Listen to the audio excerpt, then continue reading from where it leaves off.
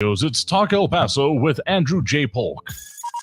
Be a part of the show by calling 915-544-KTSM, 915-544-5876, or comment online on our stream at facebook.com/Talk El Paso. It's 4 p.m. Mountain Time, and that means it's time to talk El Paso with Andrew J. Polk. Thank you all so very much for joining us here for Talk El Paso, airing live on News Radio 690 KTSM. I am your host, Andrew J. Polk. Thank you for tuning in however you may be doing so, be it on air, online, live streaming through the free and reliable iHeartRadio app, or joining us over on the various social media pages that we are up on these days, facebook.com/Talk El Paso, the Talk El Paso channel over on YouTube, Twitter at Talk El Paso, or twitch.tv, Andrew J. Polk. However you are getting the show, hearing what I'm saying right now is the right place for you to be. But we mention all of those in order to, if you have a different way you want to interact, want more interaction, because that's a particular reason we really do focus on the social media, not to the exclusion of our other audience. We will have the phone lines open later in the program, as we usually do. So those on terrestrial radio, Radioland, as I like to call it, you're still very much considered. But for those that are able to safely comment in, you can certainly do that over on the social media. Yeah, Twitter's more of a DM or a response to tweet kind of thing, but we try to keep our eye on it in the same vein, because there's a lot to talk about and things that are definitely affecting us here in the Borderland, including very specifically a lot of national, international even focus probably coming to our region, though maybe not as much. Two ways I really mean that speculation we were having yesterday about the visit to the border being done by the Biden administration, the first time that President Biden is going to be making the official visit and that office to this area. Well, coming to this area specifically, not just the region, but coming to El Paso on Sunday is the information coming out now, and saying that according to our news partner, is going to be meeting with local government elected officials and such. More details we'll get into there, including what has now been unveiled ahead of, because this also comes ahead of an actual meeting will be happening in Mexico with officials down there. So there's kind of the policy part I was talking about. We got some hints about that and what may be to come as well. But then also just a lot of upheaval happening south of the border with, of course, their resolution is the best word I can think to come up with the prison breaks, arresto número 3, that happened New Year's Day with the gang leader that was more or less the focus of it, now being found and, let's just say, eliminated by police and law enforcement in Mexico.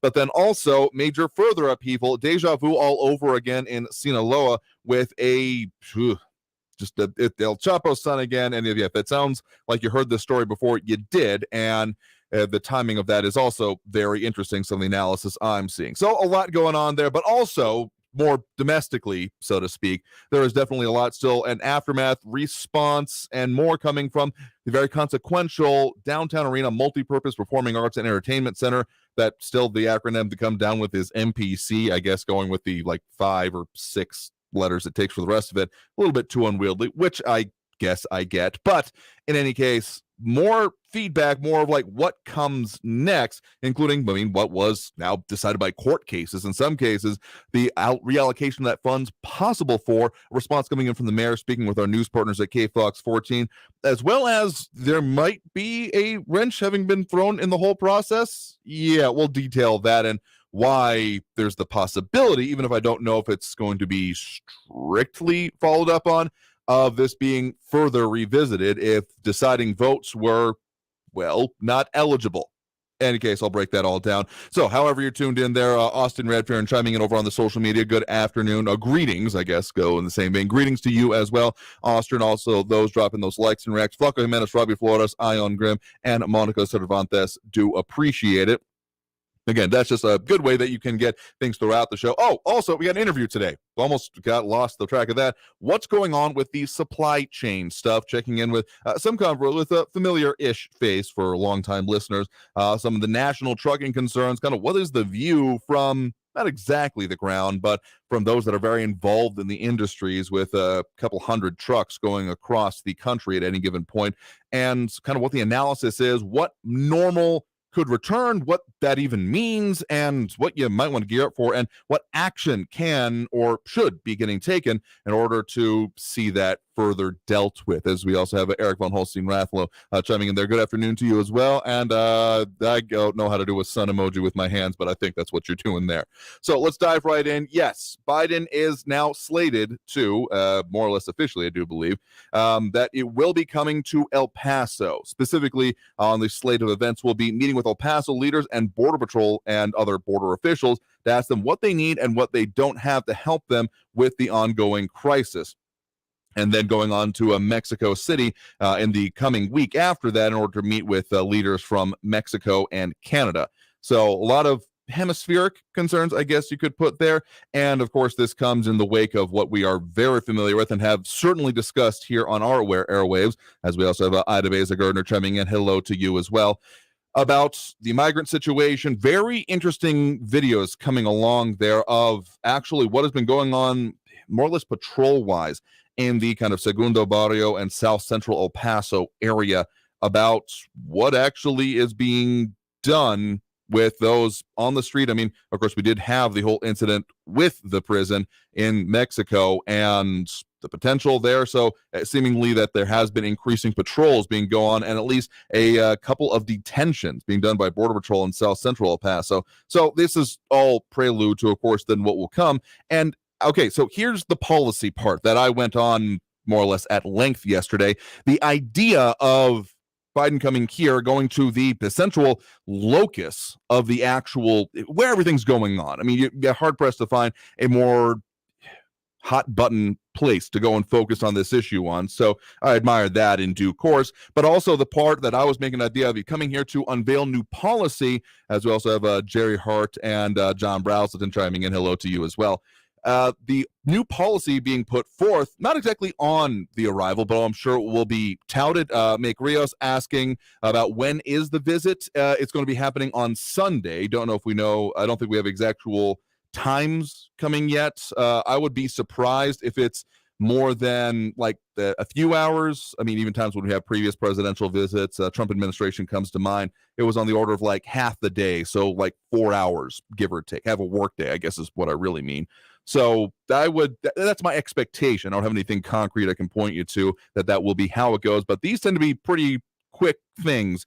And because, I mean, pretty much you are molding yourself to that schedule. The president isn't asking, when do you have available? No, you're being told when you have available is how that absolutely works. And Graham saying anyone will bet that our city officials will clean up areas where I think you got cut off there, but I think where the people that have been coming across have been about. Maybe not. Again, there have been more interesting videos I've been seeing both on social media and from some other reporting concerns in town. Aaron Montes, who ironically enough, previous guest on the show in a different capacity. So I'm not claiming him or a connection with him in this capacity, but posting on actually Instagram, saw very interesting videos of him being in South Central El Paso and showing the patrols that were going on, Border Patrol certainly, but also specifically police, El Paso PD, if I'm not mistaken, and including investigating people, at least one gentleman that he had video of being asked to take off his shirt, checking for tattoos, which absolutely is why I am connecting that, at least in my mind, to prison situation that has now been resolved-ish, at least the breakout, or at least the major ringleaders of it in Ciudad Juarez, the Cerezo Número 3 that we've been talking about. So this is a lot of swirling issues, but the policy that I want to make sure we get in here about, of course, what has been going on. Title 42 still you kind of on in limbo because we got those oral arguments. But in the meantime, there are more expansions, not explicitly of Title 42, but of expulsions of those trying to cross into the United States, specifically being announced by the Biden administration that Cubans, Haitians, and Nicaraguans who cross the U.S.-Mexico border illegally are going to be turned away, which is, of course, a major expansion. We saw the most similar thing recently was the Venezuelan situation. And so this doesn't mean that there's going to be nothing happening there. There will be 30,000 people per month from the four nations for 2 years. and will be able to have the ability to legally work as long as they come legally, have eligible sponsors, and pass vetting and background checks. Specifically, there's been a new app that has been being put out with this, or at least one connected with this, CBP1, which would allow them to schedule an appointment at a port of entry and make their asylum claim there without crossing the border unlawfully. An asylum officer will then determine if they qualify. This according to our news partners over at KFOX 14. So yeah, that is an interesting one, and I guess this will be probably the policy that will be talked about when Biden shows up here. So not exactly a sweeping new program, but something, I guess, would be, yeah. Anyway, point is that this is more in line with, I guess, what I was assuming would be kind of the background calculus. So I'm not going to call it exactly right because my crystal ball is as cloudy as ever, but it's in the line. I'll call it marginally correct and also closer to maybe the kind of third country processing that we've been discussing back and forth a bit, not actually setting up offices by my understanding in the brief reading of it so far, but closer to it, more in the same vein, I guess is the way I would describe it at this point. So, and more specifically, they must have a lawful sponsor in the U.S. who agrees to sponsor the migrant. So more than just the way we've been using sponsorship locally of, as long as they got somewhere to go and someone who says, yeah, I'll take care of them, and without there necessarily being paperwork involved. This sounds like there'll be paperwork involved. They also then have to go through a rigorous background check and apply from outside the U.S. and not cross illegally in the meantime. And they will then, if they go through the process, again, with this CBP1 app, they'll be able to work in the U.S. for 2 years. And if it's denied, they'll be returned, or they cross unlawfully. They'll be returned to Mexico and will not be eligible for the program after that. Being called by Biden as a new process is orderly, safe, and humane, and we expect this program will reduce the number of migrant attempts across the border without a legal process. So this is, of course, coming up with more agreement coming from Mexico because, that's pretty much been one of the sticking points along with this, and I'm sure this will be more than a little bit of what will be the conversation going on in Mexico City in the coming week. The administration saying that this program has been launched with Mexico government last October, called the quote-unquote parole program. So the expansion and use that we'll be possibly seeing in our area, another one to keep an eye on. And Dion Graham asking me specifically, do I really think Biden will be taken to see the actual mess that's going on here? He's claimed it's not happening. That, of course, the whole crisis or not debate, kerfuffle, however you want to put it, was going on for so long, which I was just frustrated as hell with personally. So honestly, okay, I'm going to give it even odds to be perfectly honest with you, because I can see them both saying like, okay, this is the situation and this is what we need to fix. It depends on the ownership being taken of it. If he is declaring that, yes, we are fixing this and we are dealing with it, I would see that being a possibility, saying this is the situation we cannot have. This is what we don't want, and we want to make sure that we fix it, putting his stamp on it. Honestly, I'm saying honestly a lot here because I'm kind of surprised in a lot of ways. This has been one of the more substantive new policies being put forth that has also therefore been kind of owned by the administration and not just parts of it. So coming directly from the White House and from Biden himself, that makes me think that there's going to be more of a push to, okay, if you want to put it that way, branding it, but also being in front of it. So again, I'll call it even odds for time being up until we'll see what actually happens. So those are a couple of the comments coming in there. And Eric von Holstein-Rathel pointing out, it takes, saying this way, it takes 4 years from the time an immigrant finds a sponsor to the time they're allowed to enter into the USA. That would be kind of one of the background concerns I have as well, is this going to be accepted by the people who would be being instructed to use it? Are they going to want to actually go through it? Sure, there's the whole, if you enter illegally while you're processing or anything like that, you're ineligible for it. But we're starting to talk about incentives or not. So is that going to work? I don't know. And RJ saying, I'm sure downtown will be on lockdown if he goes there. Secret Service and military have the routes covered. And some other things about other preparations that, you can see the comment for yourself if you go online. The first part, yes, I'll fully agree with that. Yeah, there will probably be not a whole lot of questions about what is or isn't in any present area that he goes with there. So interesting new policies being put forth, but Sunday will be an interesting day in El Paso, I am sure. Well, they almost always are, but this one just kicked up to another level. With that, I have gone way out the hell over this first segment. So the next question that we're going to be coming up with is about, well, what's going on with some of the issues we keep seeing in stores and on the roads. That interview I kept threatening to have, we finally nailed down.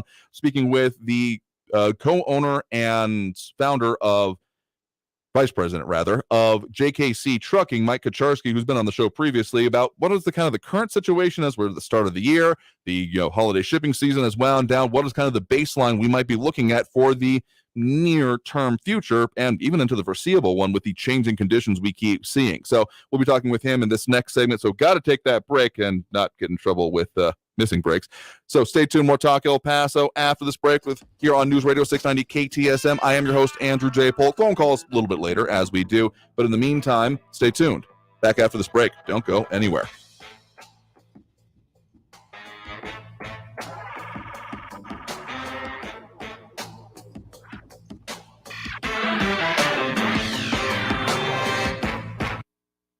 Traffic all day. News Radio 690. A lot of stop-and-go traffic westbound Montana Avenue between Zaragoza and Sauk Kleinfeld, 14-minute delays. In the East Valley, it's all stop-and-go on northbound Zaragoza between the Loop and Montana Avenue, 20-minute delays. Southbound on Global Reach, Liberty Expressway down to Montana, it is almost a 30-minute delay. Gateway North, south of Trans Mountain at Cohen Avenue, an injury accident. Carrie Edwards, El Paso traffic. Winning $1,000 incites all kinds of emotions. Are you kidding? No way. What to do with it is up to you. We're going to Key West. That's it. What are you, nuts? We're going to Atlantic City. Listen for your chance to win $1,000 with inflation compensation. Listen for your chance to win $1,000 every hour from 9 a.m. to 5 p.m. Enter the nationwide keyword at ktsmradio.com for your chance to win. Brought to you by Sunland Park, Chrysler Dodge Jeep Ram, where buying a car is fun. This report is sponsored by Stand Up to Cancer. Joe Buck and John Smoltz welcoming you back to the City Center Convenience Mart. Uh-oh. She's looking at the cigarettes, but she just grabs the gum off the counter. Stand Up to Cancer and Rally want you to reduce your risk for cancer. Go to takeahealthystand.org. Attend the Las Cruces Gun Show this weekend, January 7th and 8th at Las Cruces Convention Center, 680 East University Avenue, Las Cruces, New Mexico. See dealers selling the finest in modern guns, antique guns, custom knives, scopes, a huge selection of ammo, reloading supplies, and much more. Buy, sell, and trade at the Las Cruces Gun Show this weekend, January 7th and 8th at Las Cruces Convention Center, 680 East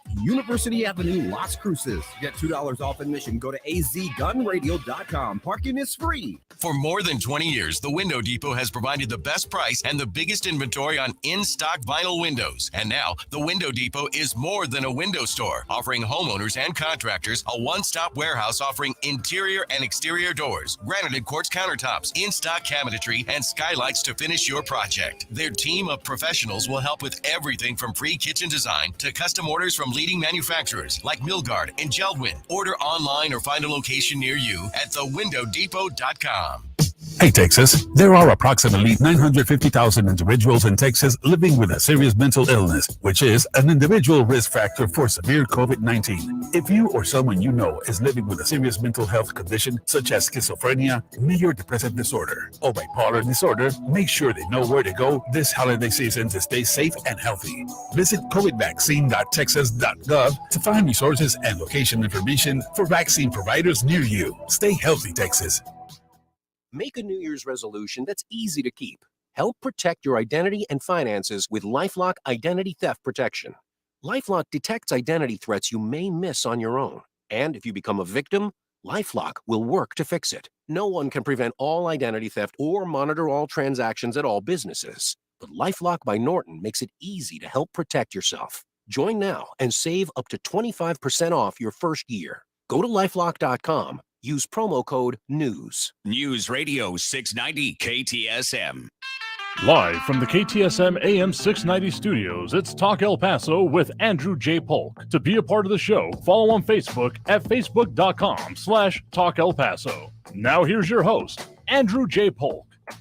Thank you all so very much for joining us here for Talk El Paso, airing live on News Radio 690 KTSM. I am your host, Andrew J. Polk. Thanks for tuning in, however you may be doing so, be it on air, online, live, streaming through the free and reliable iHeartRadio app, or joining us over on our various social media pages, facebook.com/Talk El Paso, more or less the main one, but also Facebook, YouTube, Twitter, and Twitch is where you can find us as we talk about the many things that affect us here in the Borderland. So there's a few kind of larger things that absolutely affect us here, besides the immigration thing, which we're going to keep talking about. A lot of people chiming in on that, including, benefits, programs, and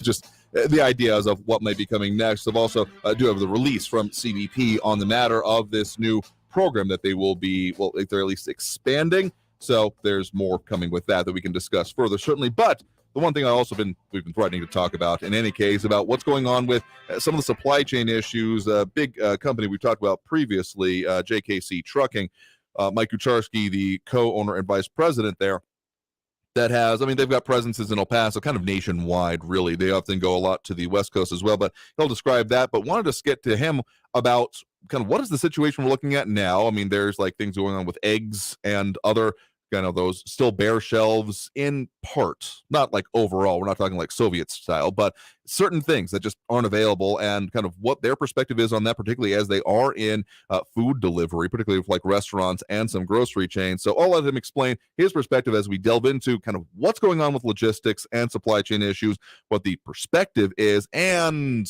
more or less kind of what needs to happen in order to deal with the realities that we got now, the new normal, which is still a phrase I hate. But here is that interview. Enjoy. Joining me now, we have Mike Kucharski, co-owner and vice president of JKC Trucking. Thank you very much for joining us today. Andrew, thank you for having me on your show again. Absolutely happy to talk with you again. Appreciate the conversations we have had previously, talking about primarily kind of one of those things that we all experience, but can be a little bit hard to see the big picture of, that of what is going on with shipping, receiving, supply chains, the stuff that we see or don't see on the shelves, and all of the behind the scenes pictures there. So for those who may have missed our previous conversations, introduce yourself a little bit again, and kind of what it is that you all do specifically. So my name is Mike Kucharski, the vice president, co-owner of JKC Trucking. Well, we haul LTL food products, frozen, refrigerated, from the Midwest to the whole West Coast and back. So LTL is less than truckload. So if you have 1 pallet, 2 pallets, we take it all to the Western states and deliver it. We're delivering to all the big box chains, restaurants, supply houses, even small grocery stores. So odds are that if someone has been buying stuff at grocery stores or in restaurants, pretty much kind of across the country as well, including in our area, of course, that they may have seen something that was on one of your trucks. Yes, sir. Definitely. Absolutely. So with that specific framing and picture in mind, of course, one of the big questions that has been looming over the last, since 2020, let's just put it that way, has been what is going on with supply chains. What's the availability looking like? I've seen people, as we're recording this, talking about how eggs worth their weight in gold, and so guard your chickens kind of thing here because of the lack of availability in some places like that. So these kind of like short-term or transitory shocks still seem to keep happening, where there's just not a amount of supply there for a bit. So kind of more big picture, what is the situation we are looking at as we start this new year? So everybody wants to know when the supply chain will return to normal. And I've been saying since the beginning of COVID, it's going to take a long time for the supply chain to recover. The trucking industry, my industry, we're at war. We've been beat up. What we're seeing is this massive domino effect. And it all started, obviously, when the world shut down for COVID. It caused shockwaves throughout the supply chain. And I think the supply chain might never return to normal, or no time soon. This might be the new normal. Why? We now live in a world full of unknowns. Future pandemics. We just got over one. Political unrest, wars. The war in Ukraine is helping. We're dealing with these climate disasters all the time. We're having increased difficulties in obtaining raw materials. Are now constant possibilities. Dealing with aluminum shortage. It's time. What has to happen? It's time to reinvent supply chain system to be less reliant on, let's say, 1 or 2 dedicated sources especially around the world. The only consistency I'm seeing that we will see going forward is that the need for capacity will flex quickly and often. That's been the only thing consistent so far through this pandemic and the supply chain. Couple of concepts that you kind of mentioned there. One, the idea of, globalization in general, which is that, and also kind of connected, of course, then to just-in-time supplies, which both have kind of the core concept behind them of efficiency at all costs. I mean, sure, there's maybe a easily understandable level of, hey, if I can produce something cheaper somewhere else and still get it to the market that I want to, I will do that. That's why we saw, the offshoring and the things happening there in the 1990s and the 2000s and even into the into the 2010s. And then, of course, with just-in-time supplies, there is no check in the back anymore. There is no, oh yeah, I got a case waiting to fill in what's already in the shelves. What is showing up is to fill the shelves and not much more. It's basically meeting the demand until the next truck, shipment, etc. arrives, as opposed to stocking up. That's not really how stores work anymore. Distribution centers, kind of, but even then, it's all very focused on what is the minimum amount to meet the need that we expect right now in order to, again, efficiency is all costs is kind of the sum total of both of those in my analysis. And those, again, work great until something goes wrong. And essentially, if you want to put it again simply, what happened in 2020 and on is a lot of things have gone wrong and kind of have continued to go on. So what you're saying, it kind of sounds like, is that there's just need to be more flexibility. So to take back essentially the ability to be nimble, kind of like you said, as opposed to just, well, we'll get it when we get it, is okay, we need to be prepared for times when we can't get it and make sure that business can still kind of go on, it sounds like. Yeah, and you hit the nail right on the head, because the safety stock model in the previous was always razor thin, and the American people never really understood it until the pandemic hit, and there was the excessive buying. We blew through that safety stock really quickly. I had customers calling me before the pandemic, saying, hey, when is my shipment going to arrive? I'm like, it hasn't shipped yet. They're like, I needed my Monday because I'm down to my last 4 boxes, because that was their safety stock, and I was like, you guys should have ordered earlier. But they're the buyers that usually buy for these places get a bonus if they save money on safety stocks. That was, they were always keeping it down. And since the pandemic, a lot of American people, I think, really learned that the safety stock is, number one, paper thin, and then the grocery stores don't get moved from the back of the storeroom to the shelves. There's a lot more involved. There's a lot more logistics involved to get it to the stores than they expected. And through the pandemic, we've seen that, with the paper towel shortage, the toilet paper shortage, to the meat shortages, to etc. Now and we're still feeling these shockwaves. Again, if you're just joining us, guest right now is Mike Kucharski, co-owner and vice president of JKC Trucking. If you want to find out anything more about them, their business, what they do, jkctrucking.com. That's jkctrucking.com. So yeah, this again, these are the situations we're describing here. Anyone who has graced a store or even a restaurant in the last couple of years and beyond has probably encountered this and is probably intimately familiar with something that they were looking for. I mean, maybe not shelves being totally bare, but maybe a section or the thing that they were specifically looking for maybe not being available. So as we see that potentially continuing, I mean, there are still different things that keep coming through. I always keep a weather eye on the formula shelf, even though it's not something I need in my personal life, just because I know that is a critical one, and we've seen waxing and waning of that supply as well. So a couple of things that we've seen in our region specifically is either reshoring or nearshoring is what's been kind of talked about as moving, essentially trying to contract the length of supply chains, like you were saying, and be a little bit more nimble, a bit more responsive, and able to get products to market easier from its production point. And so the way we've seen that is some companies moving into the actual this side of it, but we're in a unique position, of course, with our international, the sister city, Ciudad Juarez, and the maquiladora industry that exists there. And we've also seen a lot of companies also relocating operations there, particularly for, manufacturing and that kind of thing. So as much as normal is a relative phrase, and what is normal one time may be completely unnormal in another, so calling it when we'll return to normal is kind of a unfair exercise at its start, because what's going to happen in the future and what the expectations are going to be completely different. But to calm down, I guess, would be the best way I like to think of it. What will it take for things to calm down? And I mean, these kind of nearshoring, reshoring efforts would be years in the making, most likely, particularly for then food in the industries that you all deal with. What are kind of some of the constraints that you're seeing, particularly when you're talking about getting supplies from the suppliers, from the creators of it? Are they looking at kind of similar impacts and kind of reorganizing going on? So with they've been fighting all these issues to get the restocking going, get the ingredients going, because they're buying ingredients. We make a lot of product here domestically in the U.S., but we get a lot of parts for manufacturing, a lot of ingredients from other countries. My marshmallow customer was out of starch because they were getting starch from another country.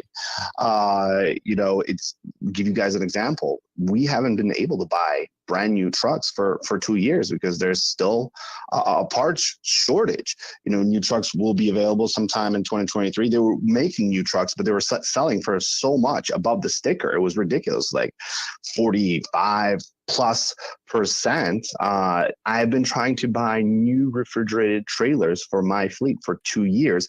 I finally, after 2 years, get a price from the manufacturer that I buy from. It's a big manufacturer in Utah, and they hit me with a price that was 32% more than the last time I paid. And I understand that things go up, inflation, this, etc. I was prepared to pay more, but I couldn't buy new trailers because I can't afford 32%. I can't pass that cost along to my customers and be like, hey, sorry, I got to increase your prices up 32% because I need new equipment. They're going to tell me get lost. One thing I read, Craig Fuller, the CEO of FreightWaves, wrote in a column back in May. And FreightWaves is transportation kind of topics. And he wrote, historical models no longer work. As the world becomes far less predictable, peaceful and safe, and supply chains are far more exposed to the supply and demand shocks. And that's exactly what is happening right now, and we need to come up with a call to action to tackle this. And this is kind of like answering your second part of the question, is the call to action to tackle the supply chain disruptions. We need all hands on deck, all Americans to, number one, unite. I would start with, getting these fuel costs under control, because 70% of all goods are delivered by truck. So even that you don't buy diesel, it's being trickled down to the consumer, and you're paying for it. So I would say America needs to become energy independent again, bring more manufacturing back to the U.S. as you were saying earlier, or at least partner with countries like Canada, Mexico. You mentioned Mexico because you guys are right on the border. So Mexico is taking off, not to outsource its manufacturing around the world. I was waiting for the air filters for the refrigeration units for maybe a whole year. That's a really important good. That's just one of them.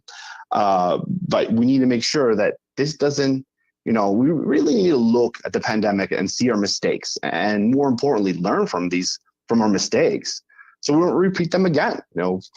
I always say we got to educate our youth so they do not make the same mistakes we did. Now, of course, there have been a few efforts kind of along those lines there, what you're talking about. And most notably, recently, I would say, in the previous Congress anyway, the CHIPS Act, that was very much focused on the microprocessor industry and trying to really kind of kickstart domestic re-innovation when it comes to that, Correct. or at the very least, domestic production of it anyway. So when it comes to kind of the rest of this, everything else that you're talking about, is that what you'd like to see from this new Congress or the administration, policies along these lines? Or what else do you think would need to be done besides kind of supporting and seeing a reinvigoration of the, at least, if not at, closer to home kind of production?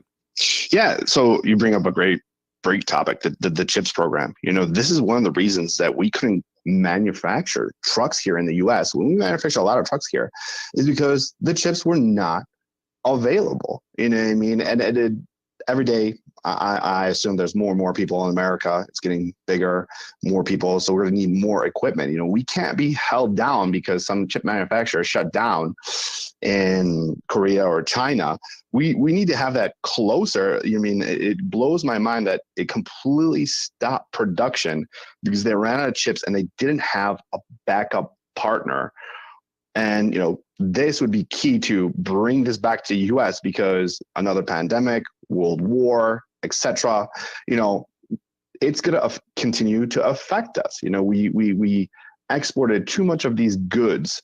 Even though we build a lot of stuff here, we exported too much of these goods being made in other countries, which really, really impact us and still impacting us to this day.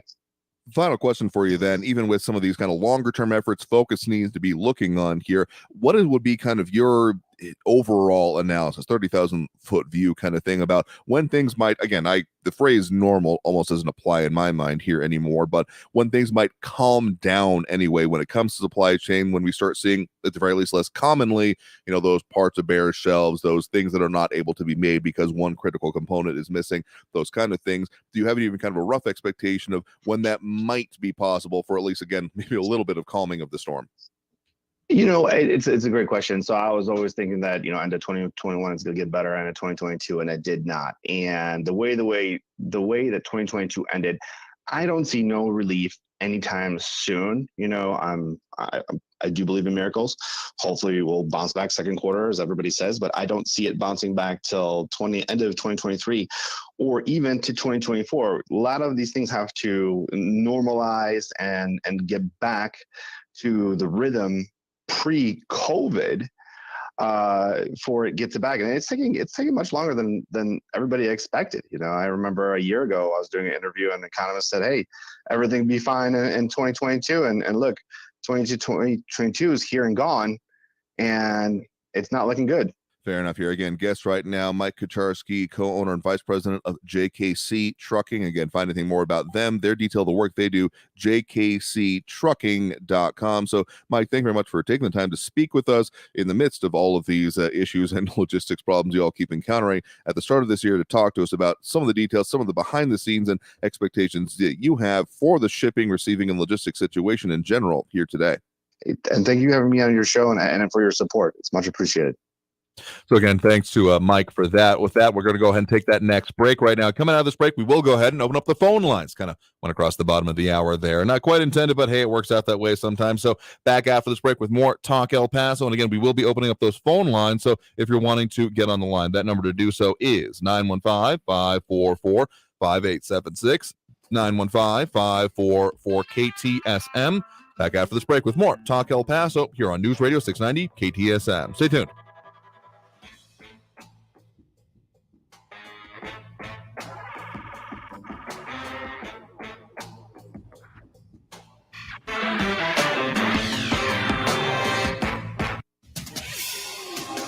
El Paso's News Radio 690 KTSM.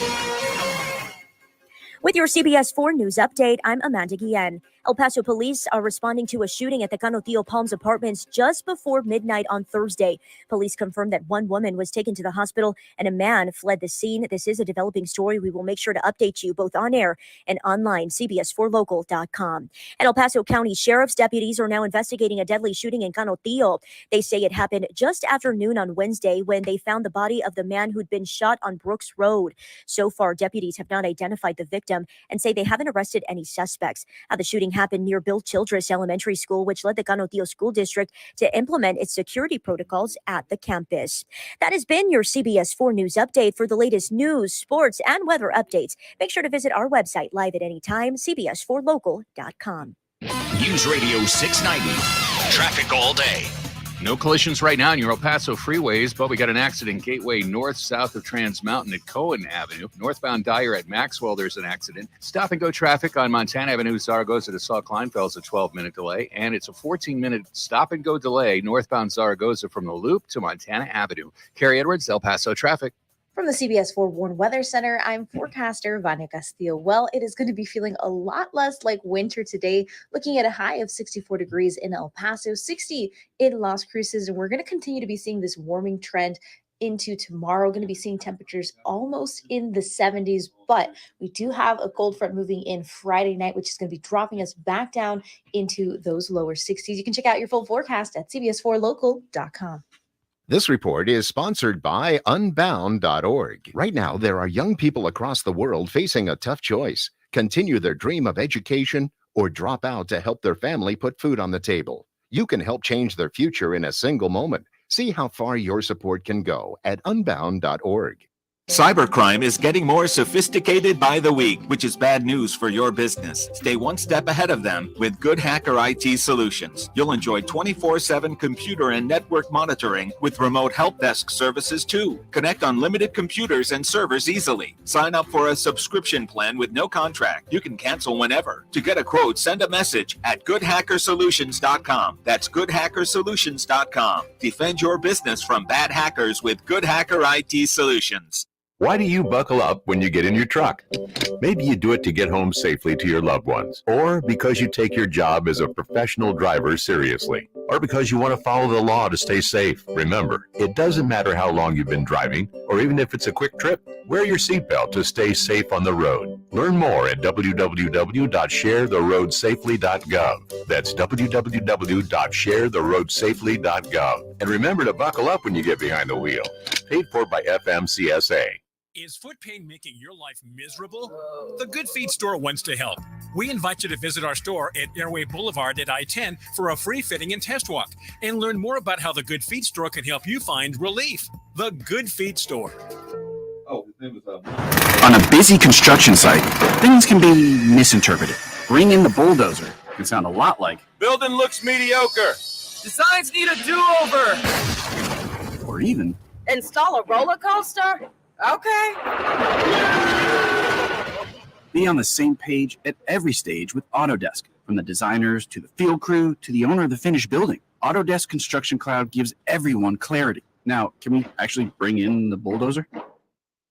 Attend the Las Cruces Gun Show this weekend, January 7th and 8th at Las Cruces Convention Center, 680 East University Avenue, Las Cruces, New Mexico. See dealers selling the finest in modern guns, antique guns, custom knives, scopes, a huge selection of ammo, reloading supplies, and much more. Buy, sell, and trade at the Las Cruces Gun Show this weekend, January 7th and 8th at Las Cruces Convention Center, 680 East University Avenue, Las Cruces. Get $2 off admission. Go to azgunradio.com. Parking is free.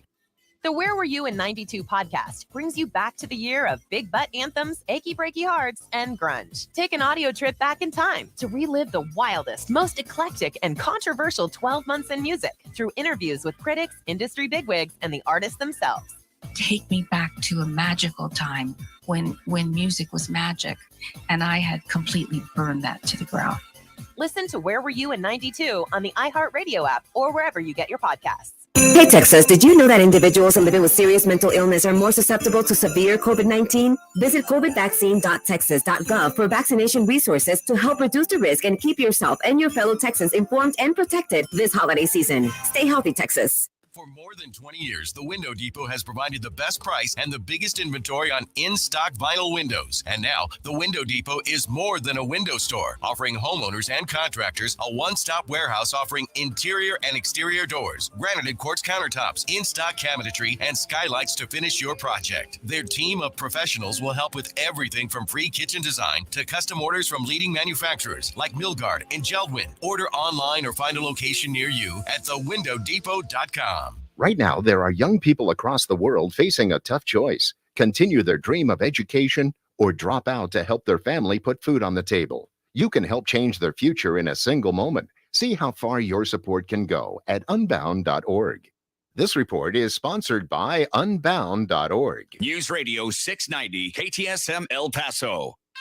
Live from the KTSM AM 690 studios, it's Talk El Paso with Andrew J. Polk. To be a part of the show, call 915-544-KTSM or follow on Facebook at facebook.com/Talk El Paso. Now here's your host, Andrew J. Polk. Thank you all so very much for joining us here for Talk El Paso, airing live on News Radio 690 KTSM. I'm your host, Andrew J. Polk. Thank you for tuning in, however you may be doing so, be it on air, online, live, streaming through the free and reliable iHeartRadio app, or joining us over on the various social media pages we're up on these days, Facebook.com/Talk El Paso, the Talk El Paso channel over on YouTube, Twitter @Talk El Paso, or Twitch.tv, Andrew J. Polk. A lot of conversations going on there, including Flaco Jimenez appreciating the interview, saying that these are important to these things are important to understand. I mean, that's kind of my perspective on it. Why I was interested to check in. We've talked with Mike Kucharski there with JKC Trucking a couple times over the years, and to get the perspective, because we've also had local conversations about locally based companies, but getting a bigger picture of something that we're definitely seeing on our shelves is sometimes instructive. So why we like to have that on there. And other conversation about Ukraine is important because deterring China from invading Taiwan. I can see the way it's going with that, though. As much as the U.S. is very committed, at least technologically, and the sale of weapons to Taiwan, that's a whole nother show. That's way the hell outside of our focus. But that's a brewing one. I will say that. But let's go back. Go ahead and get back to those phone lines now. Number to call again: 915-544-5876, 544-KTSM. Full up at the moment, but if you want to get on the line, that is the number. And we do have Ben on the east side with us right now. Ben, thanks for joining us. Hey, thank you, Andrew. 2 years ago, I called in and I said something about the World Economic Forum. Mm-hmm. And I don't think most people these days now don't think that this threat to freedom is a conspiracy theory. I think most people who are informed have actually know that this is a real threat. Would you agree to that? I definitely don't like a lot of the things being put up. The whole, own nothing and be happy about it is not something I'm ever going to find myself willingly going into, is the way I'll definitely put that. Okay. Now, I'm going to talk about something else that I've talked about probably in the last 3 or 4 months, and that's about the Trusted News Initiative. Mm-hmm. What I talked about yesterday was straight from the Trusted News Initiative about their 4 main areas of concern and disinformation: fast alert, intelligence sharing, media education, engineering solutions. Now, this is an industry collaboration of major news and global tech organizations, led by the BBC, working together to stop the spread of disinformation where it poses risk of real-world harm. And they just signed up a whole bunch of new organizations with Asia Pacific Network that they just signed up on, which includes Australia, Pakistan, India, Indonesia, Japan, Australia. And their initial partners were AP, French Press, BBC, CBC, which is the Canadian radio stations, European Broadcasting Union, Google, YouTube, Meta, Microsoft, Reuters Institute of Study of Journalism, and Twitter, Washington Post, and New York Times. If you would please, okay, Raul, Messiah Frankie, Eric, anybody who's listening, just look up Trusted News Initiative on Google. It will come up and it shows you exactly what is being done. A lot of pro news, pro and con opinions. So please just look up Trusted News Initiative. Become informed of what's happening to freedom of the press in the United States and the rest of the world. This is the Orwellian news, Ministry of Truth. And I can see the interpretation coming with that. And I will say their slogan there, at least on the BBC side, of beyond fake news, that's not the slogan I would have gone with here. I would say like countering or against or stopping fake news, because beyond fake news just makes me think of, what do we got? The Beyond Meat patties we got out there new. It's like, well, we're taking something else and we're going beyond it. We're furthering it, is kind of the way it ends up being put in my mind. So I got questions about that slogan, among other things. But again, I kind of say that in general, the idea, the concept of making it that there's ways that verifiable information can be put forth besides people having to know, study, and understand their own sources. I mean, anyone can put up a website. There is a very low barrier to entry, and that's the major difference that's happened in the 21st century. It's already happening in the 20th, but definitely the 21st. The barrier to entry, what it takes to put out information. I mean, it used to take, you had to have a printing press, or you had to have, a radio station, towers, all that thing. So it wasn't immediately available. I mean, sure, if you had money to throw at it, you could do it, but the justification and the logistics, well, the financials behind it weren't always there. So fact of the matter is, in this day and age, that anyone, I mean, it's super simple. I own several websites that I have for various concerns or charitable organizations that I just maintain them and don't do much on it. But I mean, it takes a couple of clicks to start a website, and then doing the back end of it is not too much further involved. There's very simple ways to do it. So anyone can start something up and put something out there that can be put forth as either, good information, maybe misguided, or truly in bad faith of wanting to cause harm to other people, or even just hey, we're going to harvest those clicks, bro, and get the money that comes in that way. I mean, there's documented examples of like small towns where that's the major industry, is just putting out inflammatory, outrageous information in order to get people clicking on it, because that's a business model that can work in this day and age, which is, none of that is a good thing. I'm going to say democratization, yes, but making it that there's no way to, I mean, it ends up being a Brave New World situation where there's so much information out there. Trying to find the good and useful is therefore, well, almost nigh impossible without other things. So I can say I applaud the idea of this, but there we start getting into the whole men are not angels and the implementation about, well, okay, who watches the watchers kind of questions that definitely need to be asked as well. Andrew, do you not understand the danger of this? And it is not a conspiracy theory. This is just the Asian Pacific Network have received training funded by the Google News Initiative. Okay, this is all being done. This is the reason why we get the news that we get, and the reason why there was no information thought about because of for early treatment of COVID, or masks don't work, or anything of that sort. Any of the things that are going on now are being censored. And see, that's the part.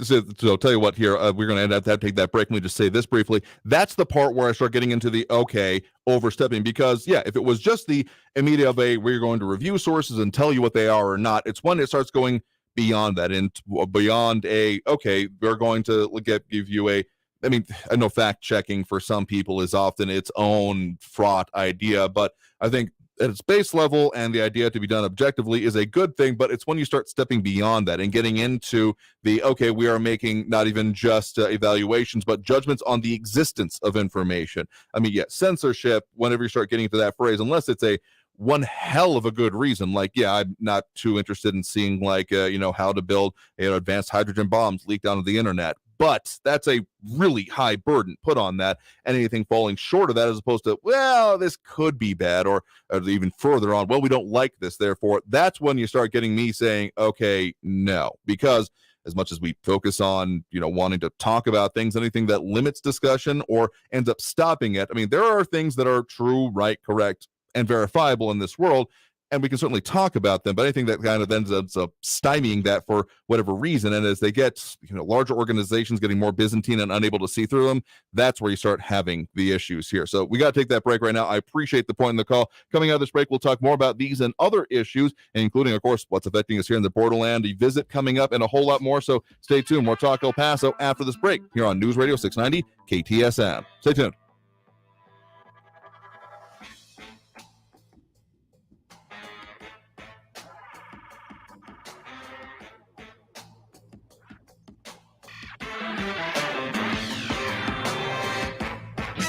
traffic all day.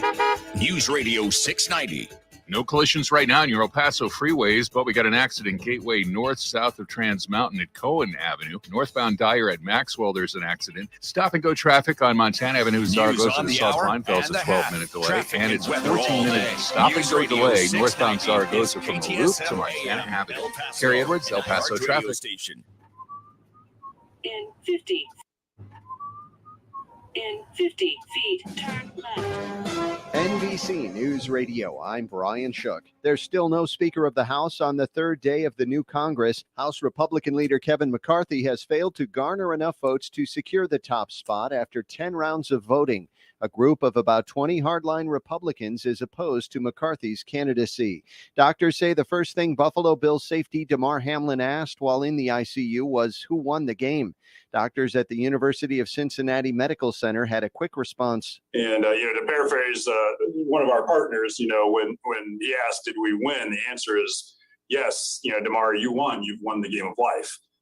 And that's probably the most important thing out of this. And we really need to keep him at the center of everything else that's going on. Hamlin is only able to write and still cannot speak after suffering cardiac arrest and collapsing on the field during Monday night's game against the Cincinnati Bengals. Doctors said the neurological functions remain intact, and today marks a great turning point. They add he's beginning to awaken. The suspect accused of butchering 4 University of Idaho students is making his initial court appearance. Brian Koberger appeared calm and told the judge he understands the charges against him while sitting in court in an orange jumpsuit. The U.S. plans to supply Ukraine with Bradley fighting vehicles as the war with Russia drags on. Lisa Taylor reports. The armored combat vehicles carry a turret-mounted machine gun. The move signals the U.S. and allies could begin providing more powerful tanks to Ukraine. The vehicles will be part of a new round of military assistance for Ukraine the Biden administration plans to announce Friday. I'm Lisa Taylor. President Biden will mark the 2-year anniversary of the attack on the U.S. Capitol Friday. He's expected to award the Presidential Citizens Medal, the second highest civilian honor, to law enforcement officers who defended the building on January 6th, 2021. You're listening to the latest from NBC News Radio. Starting today, the U.S. will require COVID tests on travelers from China. However, experts say this won't do what some people think it will accomplish. Will it keep variants from China from coming to the United States? Most likely not. Dr. Peter Hotez is an infectious disease expert at Baylor University. He says the restrictions on travel have not been effective. We've seen this whole pandemic that travel restrictions from countries don't work. This testing requirement will likely give the U.S. a better idea of how the virus is evolving. A bond hearing for a man charged in connection to the murder of Memphis rapper Young Dolph has been postponed. It was scheduled for Thursday, but 43-year-old Hernandez Govan's lawyers requested and were granted more time for the hearing to see if he'll be granted bond. Authorities say Govan planned and doled out orders to kill Dolph in November of 2021. 2 other men are behind bars for the deadly shooting. Mayor Adams is ranting about former members of the de Blasio administration criticizing how he's running New York City. Some New Yorkers say the city's no different a year into the mayor's term and can't agree if he's actually going to make a change. Crime's up, homelessness is there. From what I could see, drug use is up. There's too much swag going on, not enough work going on. And it's just a continuation of the blame game. This new mayor is trying to do the right thing, I think, Adams says he's been criticized over Rikers Island crime in NYCHA instead of being offered help. I called Bill the other day. I said, Bill, what's going on? Former Mayor Bill de Blasio says he's offered to help, emphasizing no one speaks for him. I'm Natalie Migliori. Walgreens acknowledges it cried too much about theft last year. The company's CFO said it would consider stopping hiring private security guards. He said thefts caused a 3.5% decline in sales last year. However, the number is now closer to the mid-2s. Brian Shook, NBC News Radio. Now your chance to win $1,000. Just enter this nationwide keyword on our website. Pay. That's pay. Enter it now. This report is sponsored by Unbound.org. Right now, there are young people across the world facing a tough choice. Continue their dream of education or drop out to help their family put food on the table. You can help change their future in a single moment. See how far your support can go at Unbound.org. Why do you buckle up when you get in your truck?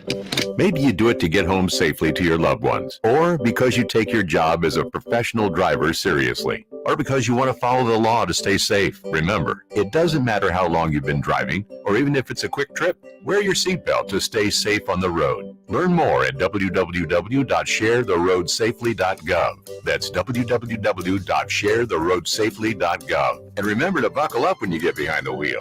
Paid for by FMCSA. Right now, there are young people across the world facing a tough choice: continue their dream of education or drop out to help their family put food on the table. You can help change their future in a single moment. See how far your support can go at unbound.org. This report is sponsored by unbound.org. How a busy baker beat back foot pain.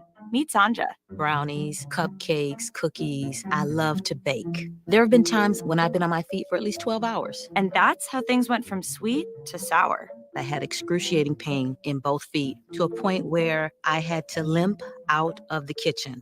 So she called up a former foot pain sufferer, her big sister. She told me, you need to go to the Good Feet store and get some arch supports. Smart lady. It was an awesome experience. Scott took great care of my feet. He's the arch support specialist who fitted her. He was very patient, very knowledgeable. Scott was the man. Now Sanja can have her cake and bake it too. Oh yeah, my feet are very happy now. You're gonna have to make some cookies for Scott. I've already done that. Of course you did. See how arch supports work for you. Stop in or schedule your free fitting at goodfeet.com. Airway Boulevard at I-10. Think It Up is an initiative to activate student-powered, teacher-led learning projects. Students and teachers, how can you spark great learning experiences in your classrooms today? Join at thinkitup.org. Only the free iHeartRadio app gives you access to everything you love, from the stations that keep you company, the music that keeps you singing along, to the podcasts that keep you entertained. Not to mention chances to win cash and once-in-a-lifetime artist experiences only on the app. And it's always 100% free. Only iHeartRadio gives you access to the music, radio, and podcasts you love. Download it for free in the App Store. iHeartRadio. News Radio 690 KTSM. Live from the KTSM AM 690 studios, it's Talk El Paso with Andrew J. Polk. To be a part of the show, call 915-544-KTSM or follow on Facebook at facebook.com/Talk El Paso. Now here's your host, Andrew J. Polk. Thank you all so very much for joining us here for Talk El Paso, airing live on News Radio 690 KTSM. I am your host, Andrew J. Polk. Thank you for tuning in, however you may be doing so, be it on air, online, live streaming through the free and reliable iHeartRadio app, or joining us over on the various social media pages we're up on these days, facebook.com/Talk El Paso, the Talk El Paso channel over on YouTube, Twitter at Talk El Paso, or twitch.tv, Andrew J. Polk. We got a lot of people chiming in and adding their 2 cents, or even just liking the posts. Again, if you like the ability to talk about the things that affect us here in the Borderland, appreciate that. That's the way we take it anyway. Matt Olson, James Holmes, Ida Beza, Gardner, Flaco Jimenez, Robbie Flores, Ion Grimmon, Monica Cervantes. Doesn't mean you have to like what we're talking about. There's plenty of things I talk about that I don't end up liking, but still think the ability to do so is more important than not, and that's what we go for and what we support there. So, and that same vein, we have some actually very simple policies over on our social media that if you're not in line with, including the focus on the local issues, the things that affect us here in the Borderland, or wanting to beat up, proselytize, or somehow act like you're holier than thou than anyone else here. I mean, you're entitled to your opinion, but not entitled to be on this page. So keep that on notice here, that you're not talking about the things that are either even like vaguely relevant to what we got going on here, affecting us here in the Borderland. Certainly do take other topics, but there is the potential for removal. So be on notice that if you're not actually talking about this and you're just wanting to like beat up on other people, it's not going to happen over there on that page. So got the phone lines open, of course, here, 915-544-5876, 544-KTSM. Full up at the moment, but let's go back to those calls here right now. We do have Jerry on the northwest side of town here with us right now. Jerry, thanks for joining us. Well, thank you, Andrew, for taking my call. Yeah, sure thing. What's on your mind? Okay, well, I wanted to talk about the supply chain, but since Ben brought this up, you know who Jordan Peterson is, Dr. Jordan Peterson? Yes, I've seen some of his minor. I've never actually like delved into like one of his full speeches or appearances, but I've seen a lot of short form videos about him. I've done a little bit of research into him. Okay, well, this is what's going on. Canada is trying to force Dr. Jordan Peterson to go into a physiological governing body to report to them for re-education, because Dr. Jordan Peterson had put out a podcast explaining things with COVID, and Canadian press and Canadian people the people in charge, the government, do not agree with what he says. So instead of him having free speech, they're going to try to force him into re-education. I think you're referring to the Canadian Psychological Association. That's what I believe. Psychological. Yes. What I'm seeing going on there, and that they are for his licensing, because there's of course professional licensing here in the U.S. handled, to my understanding, slightly different in Canada. That for him to be able to continue calling himself a psychologist licensed in Canada, they were requiring him to go through media retraining, I think is what I saw. I do believe it was a post from his daughter that I saw talking about that. Yeah, okay. Well, they're just because they don't like what he says. So they're the ones that's controlling the speech. And this goes back to what Ben said.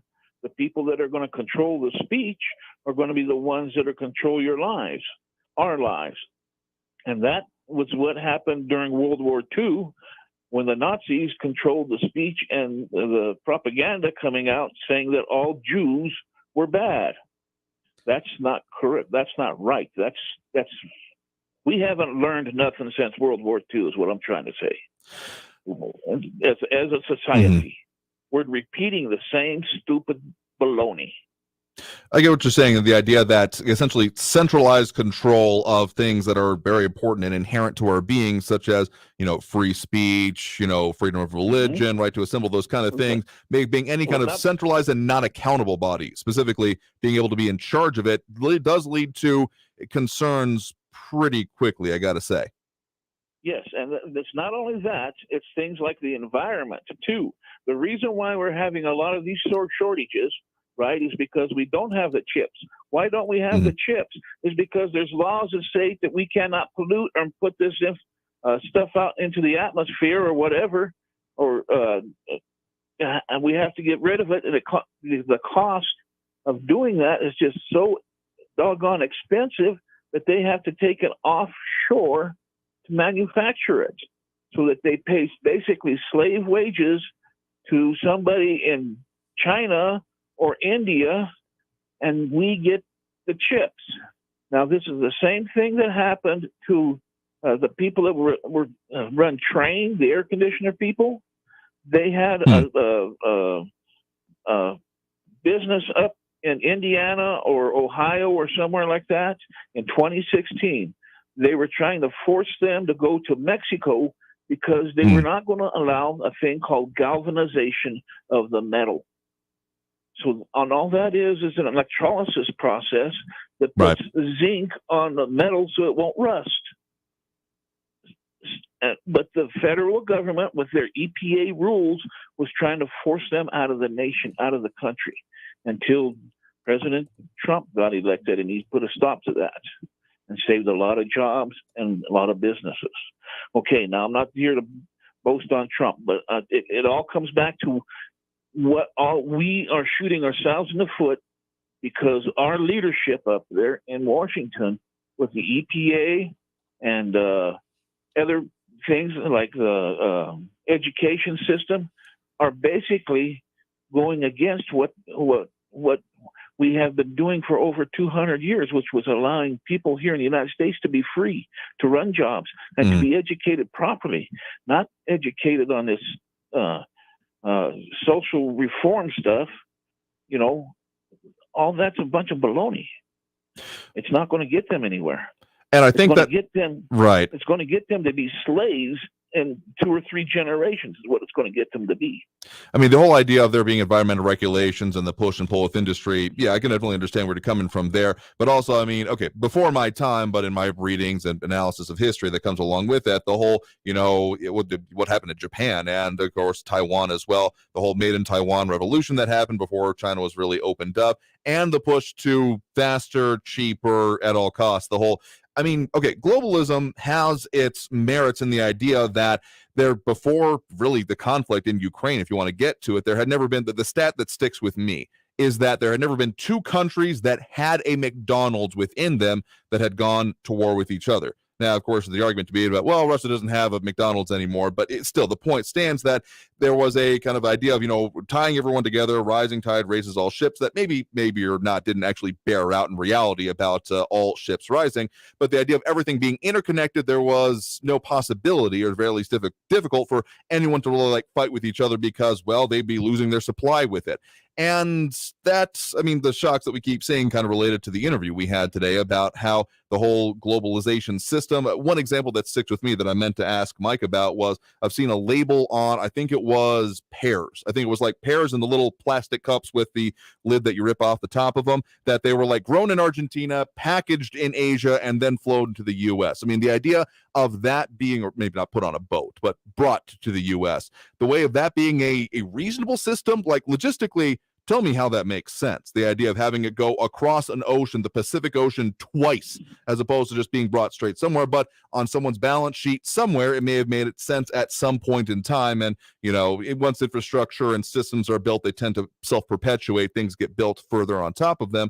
So, yeah, the fact when we saw the, offshoring things going on because someone thought that they could do it faster, cheaper, simpler, less cost to them anyway, made it so that, yeah, they would want to keep doing that. That's why Taiwan is so focused on it, why that CHIPS Act we were mentioning is a very interesting movement forward, and a very interesting that has come out of beyond the other things like the Infrastructure Act, the American Recovery Plan Act, those kind of things, because the idea of bringing it and not even just saying well, let's just do it however is most efficient, but no, this is probably a domestic and even a national security issue to get it at least closer, if not completely reshored, is an interesting one, because as much as China's issues, Russia and their conflict and the de facto embargoes that have been put on them have kind of created further issues, it kind of further destabilizes the whole idea of the globalization, because if you have everything being made everywhere, there's even further analysis about where the parts in your car come from umpteen different places, the chips, of course, the one we've been mentioning here.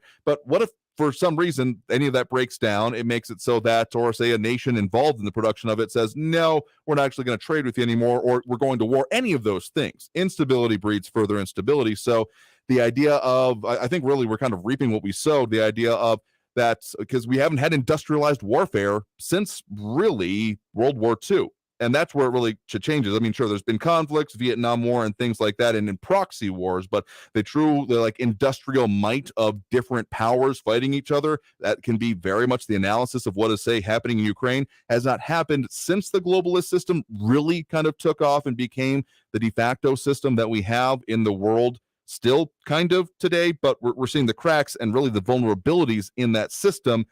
And yeah, I wonder if the idea of comparative advantage being brought up here, sure, if someone can make it cheaper, but it's not just the cost. I think thinking only about what it costs to physically produce something has been at least part of the reason that, again, this situation has become what it is, because there's no safety net when it comes to that.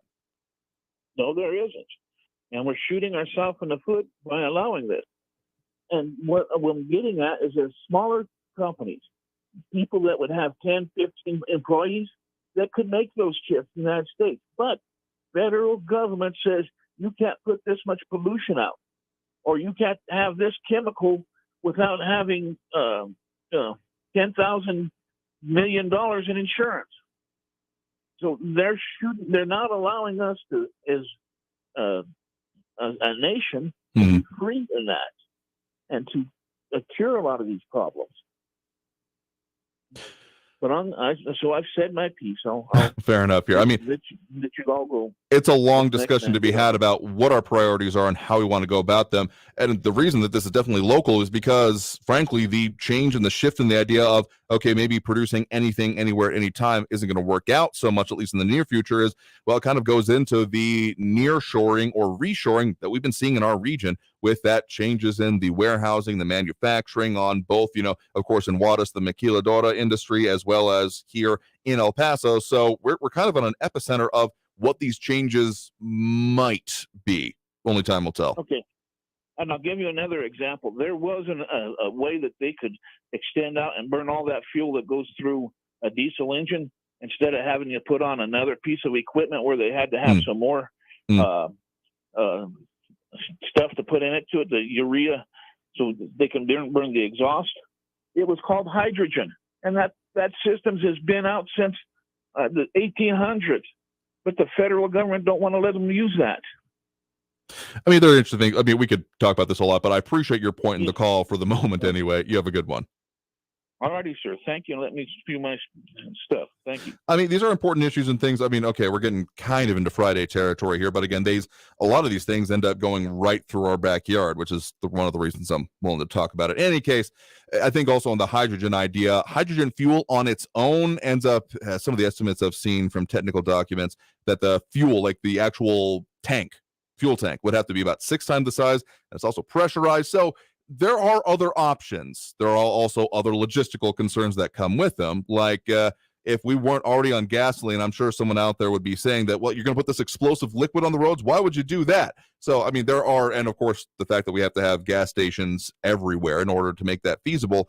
I mean, there are challenges that come with everything. I think it comes down to, what do we want to see happen? What was it going to take, and are we willing to go through it? In any case, let's go take that next break right now and get to more calls in the line. Again, the number to call if you want to get on is 915-544-5876, 915-544-KTSM. Back after this break with more Talk El Paso here on News Radio 690 KTSM. Stay tuned.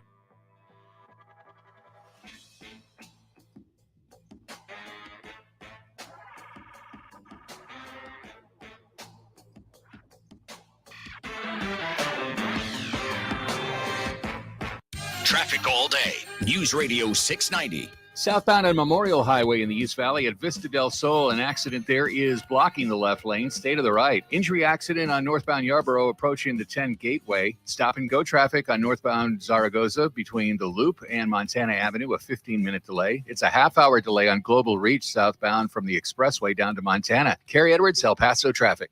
Winning $1,000 incites all kinds of emotions. Are you kidding? No way. What to do with it is up to you. We're going to Key West. That's it. What are you, nuts? We're going to Atlantic City. Listen for your chance to win $1,000 with inflation compensation. Listen for your chance to win $1,000 every hour from 9 a.m. to 5 p.m. Enter the nationwide keyword at ktsmradio.com for your chance to win. Brought to you by Sunland Park, Chrysler Dodge Jeep Ram, where buying a car is fun. This report is sponsored by Unbound.org. Right now, there are young people across the world facing a tough choice: continue their dream of education or drop out to help their family put food on the table. You can help change their future in a single moment. See how far your support can go at Unbound.org.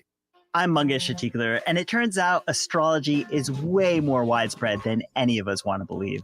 You can find it in Major League Baseball, international banks, K-pop groups, even the White House. But just when I thought I had a handle on this subject, something completely unbelievable happened to me, and my whole view on astrology changed. Whether you're a skeptic or a believer, give me a few minutes, because I think your ideas are about to change too. Listen to Skyline Drive on the iHeartRadio app or wherever you get your podcasts.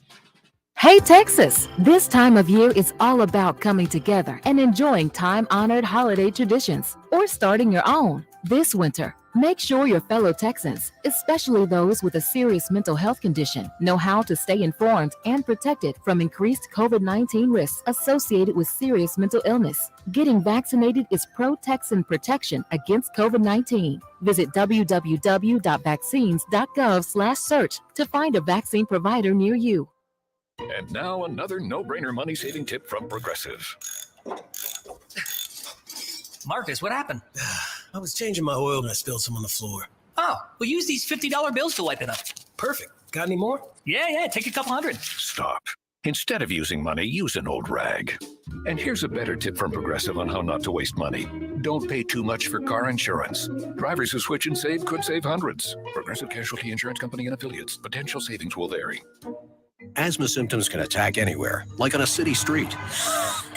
Now you can get fast relief anywhere with new improved Primatene Mist, the only FDA-approved asthma inhaler available over the counter. So whether you need relief of symptoms at the park or at your kitchen table, Primatene Mist starts working quickly, opening up your airways to restore free breathing. For temporary relief of mild symptoms of intermittent asthma, use Primatene Mist and breathe easy again. Available at CVS, Rite Aid, and Walgreens. Use as directed. News Radio 690 KTSM El Paso. Live from the KTSM AM 690 studios, it's Talk El Paso with Andrew J. Polk. To be a part of the show, call 915-544-KTSM or follow on Facebook at facebook.com/Talk El Paso. Now here's your host, Andrew J. Polk. Thank you all so very much for joining us here for Talk El Paso, airing live on News Radio 690 KTSM. I'm your host, Andrew J. Polk. Thank you very much for tuning in, however you may be doing so, be it on air, online, live streaming through the free and reliable iHeartRadio app, or joining us over on the various social media pages, Facebook, YouTube, Twitter, and Twitch. A little bit more in-depth than I meant to today, but, well, again, if I have any foibles, it's definitely about wanting to get too in-depth on subjects here. So, just as a reminder, Friday is coming. When is more or less designated for that? Because Free for All Friday. But in the meantime, I mean, there's a lot of stuff going on in and around our area that's affecting us, including, of course, the presidential visit now slated for Sunday right in our area, coming to talk with local elected officials and search for solutions. But, of course, there's been new policies that have also been put forth by CBP, and that the administration is touting the fact that there were actually statements coming out from the White House and from the president about the new policy is very interesting to me. Just previously and recently, I mean, sure, some things have been said maybe by spokespersons or even by that. Adelson suggesting Kerfuffle Friday. You know what? Maybe. Just maybe. I kind of like it, and I guess it fits with what we're doing the other replacement day of the week, Throwdown Thursday, but I know you like that one there, the hashtag Kerfuffle. I do see it going by.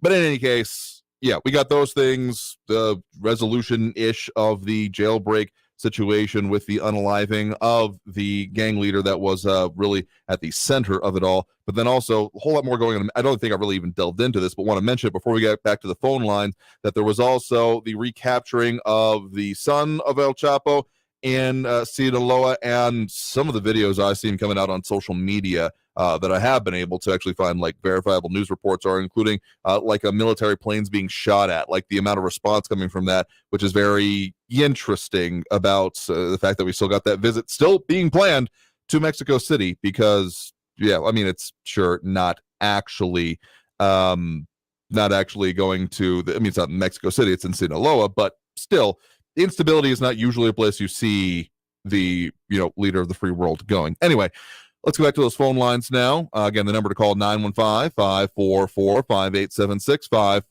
544-KTSM. We do have Frankie and Messi on the line with us here right now. Frankie, thanks for joining us. All right. Solutions. You love solutions. That's what you're always talking about, right? Think right off the top of your head, escrow placemat. And what I'm talking about is this fiasco going on right now in the House of Representatives. Mm-hmm. This cannot be sustainable.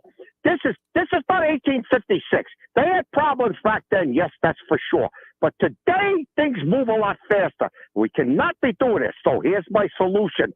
And bear with me on this, because this is beautiful. I thought about this while I was sucking down some beer at my local beer mill, right? Think about this, right? Okay. Right now, Hakeem Jeffries has got 212 votes consistently. On the opposite side, they're all over the map. I'm saying, and this is what I want to put, you get on the phone with the great Veronica Escobar and pass off this particular piece of information I got, right? Mm-hmm. What you do is you go out there and you find 6 Republicans, normal Republicans, that gets Hakeem to 218. He becomes the speaker. But here's the thing. He's only there temporarily until the Republicans get their act together. But at least it keeps the Congress open to be able to do the people's business. Now, there's a lot of other details in there, Andrew, what I'm saying. And I just don't have enough time on your radio program to explain it all. But the overall thrust of it is give him the gavel while all the Republicans are fighting over these little chicken bones or whatever you want to call it.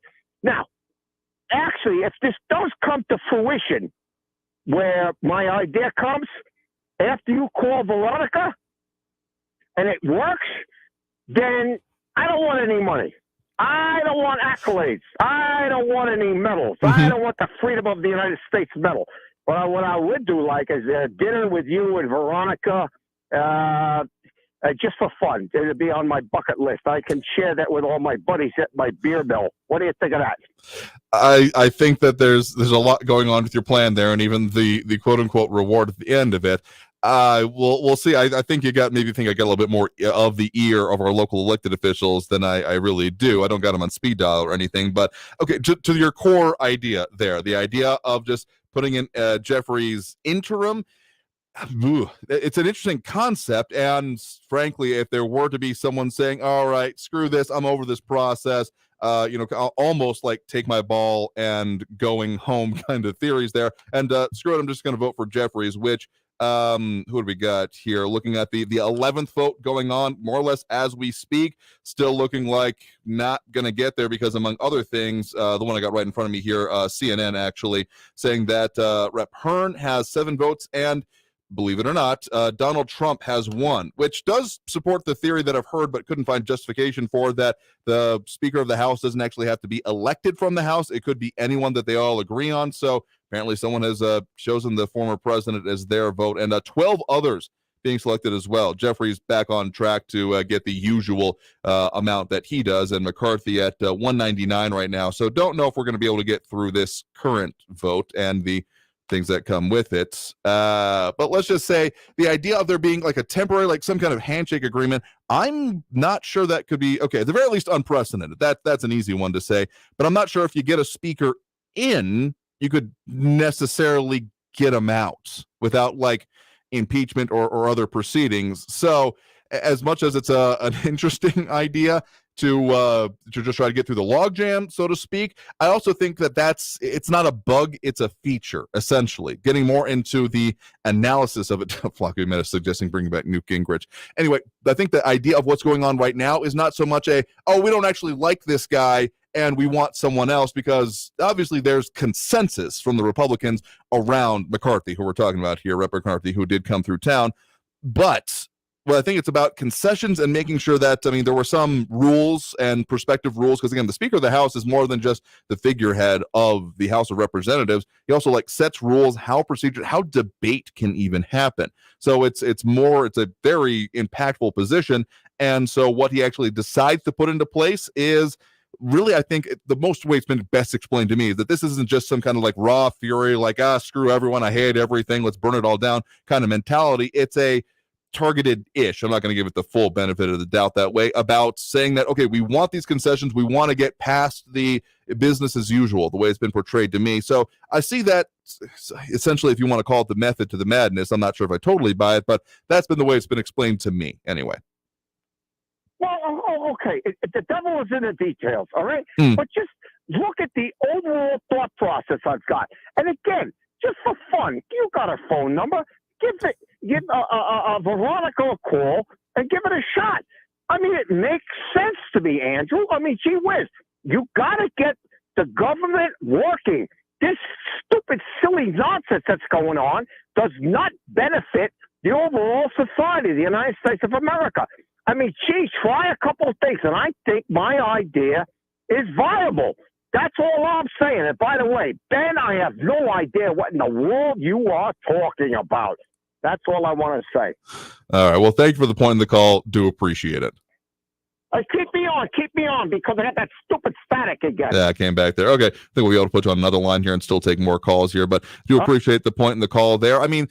We'll see how this works out. It looks like we're probably going to be on the way to another vote coming up here, which, by the way, not totally related to this, but related to votes happening in the area.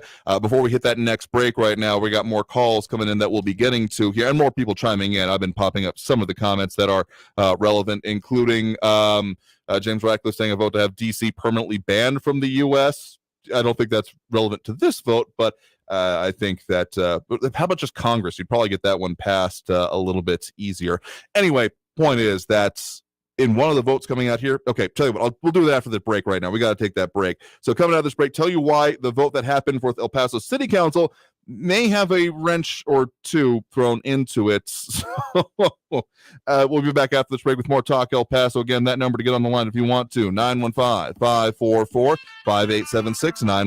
915-544-KTSM. Back after this break with more Talk El Paso here on News Radio 690 KTSM. Stay tuned.